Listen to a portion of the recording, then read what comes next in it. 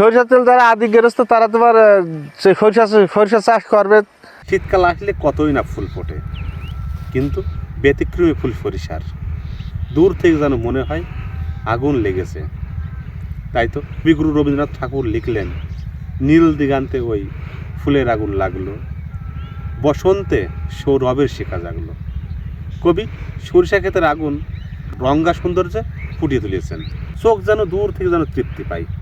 সরিষা ফুলকে প্রত্যেকটা কবি ভালোবেসেছেন, প্রত্যেকটা কবি তাদের ভাব প্রকাশ করেছেন এই সরিষা ফুল নিয়ে। আপনাদের মনে আছে নবকৃষ্ণ ভট্টাচার্য সেই কাজের ছেলে কবিতার কথাটি? মৌমাছি মৌমাছি কোথায় যাও নাচি নাচি, একবার দাঁড়াও না ভাই, ওই ফুল ফোটে বনে যাই মধু আহরণে, দাঁড়াবার সময় তো নাই। আসলে মৌমাছির দাঁড়ানোর সময় নাই, কারণ সে মধু সংগ্রহ করবে। আবার সেই মধুই কিন্তু আমরাই আহরণ করছি। বিশেষজ্ঞরা এই সরিষার ফুল থেকে তারা গবেষণা করে বেছে 3 ধরনের ভিটামিন রয়েছে সরিষার ফুলে। ভিটামিন এ, বি, সি, যা রোগ প্রতিরোধ ক্ষমতায় কার্যকর ভূমিকা পালন করে থাকে। দর্শক, আমরা আঞ্চলিক গানও একটা শুনেছি, বাড়ির কাছে সরিষার ফুল তুই খাইলি জাতির ফুল, ছেড়ে দে বন্ধু ঝেড়ে বাতি ফুল। এই সরিষার ফুলকেই কিন্তু কেন্দ্র করে। সরিষার ফুল দীপ্তময় একটি ফুল। দর্শক, আমি একদম সরিষা ফুলের আলে বসে রয়েছি। আমি যেন ঠিক সরিষা ফুলের প্রেমে পড়ে গিয়েছি। আমাদের একজনের কৃষকের সাথে কথা হয়েছিল, বলেছেন আমাদের দেশটি প্রায় সরিষা বিলুপ্তর দিকে, কারণ এখন কৃষকরা অল্প সময়ে অধিক লাভের পিছনে ছুটছে কৃষকরা।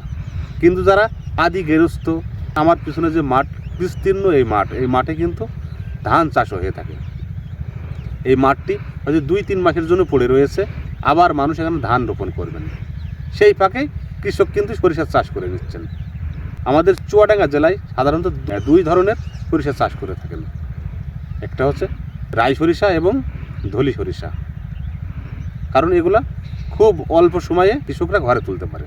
প্রিয় দর্শক, আমাদের হাতে একজন কৃষক রয়েছে বা সরিষা চাষি আছে, কথা বলবো। সরিষা চাষ এখন লাভজনক কম হচ্ছে।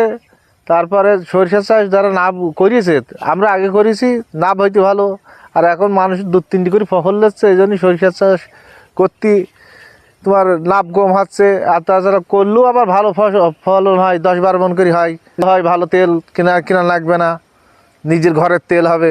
সরিষা তেল যারা আদি গেরস্ত তারা তোমার সরিষা চাষ করবে। সরিষার তেলে ভালো, খাওয়ার জন্য ভালো, সব কিছু মাখার জন্য ভালো, তোমার মাছ ভাজা করা ভালো, তোমার